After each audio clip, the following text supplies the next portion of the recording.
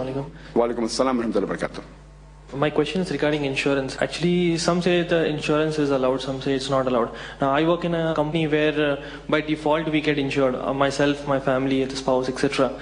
And part of the salary is taken in as a premium. So we don't have an option. Now, in case there is a medical requirement, can I avail the benefits of insurance for myself and my family?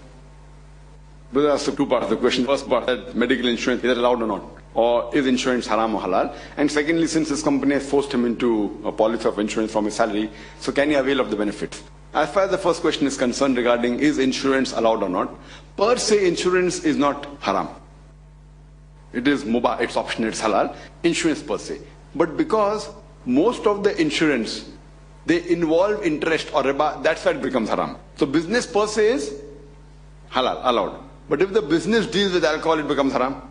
If the business deals with riba, it becomes haram. So similarly, insurance per se is not haram. But because most of the insurance is based on riba, it's connected with interest, therefore it's haram. There are many Islamic insurance companies which I know, in Oman, in Dubai, many. There are many which I'm aware of. So if it's based on the Islamic Sharia guidelines, insurance per se is allowed. But in India also, most of them which I know of, they deal with riba, therefore it becomes haram. Now as far as in your case, you're working in a company, and they say that you have to take out a medical insurance, and they cut from your salary, and then can you avail the benefits? See, there are many things which are rules of a company, which you have an option to avail or not, and some places you don't have option.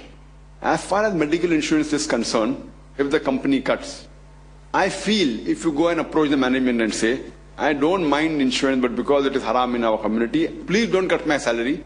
First thing you have to check up whether the medical insurance that a company has involved in, is it haram or halal? Most of them are haram, so you can request them that see to it that you choose a company which is halal. See, one thing in the life insurance. In life insurance, what happens is that whatever premium you pay, there are some clauses to it, maybe 10 years. Life insurance, so you keep on paying a fixed amount of premium every month. And if the policy matures after 10 years, if you don't die, you get the same amount back. But if you die in between, you may get double, if an accident you may get more. So it depends upon the policy. So this surely what money you give, it comes back to it is surely interest based.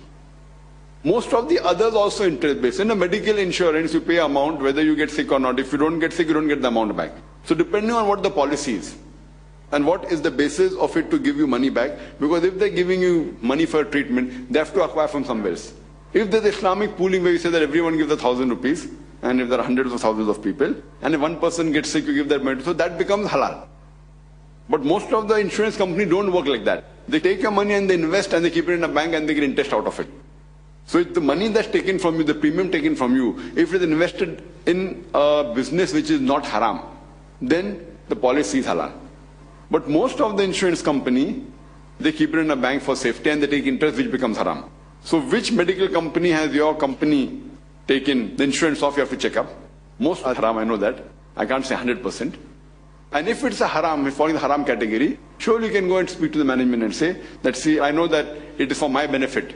That if I give a medical insurance claim, my money is being cut maybe a few hundred rupees, but any problem. So you can give in writing that please don't cut my medical insurance claim, and if any medical expenses, I will bear from my own salary. If you give in writing, I doubt whether any company will object. Now that's the difference, is that people don't go and speak to the management that way. So there's no rule of the government that the company should take medical claim from you.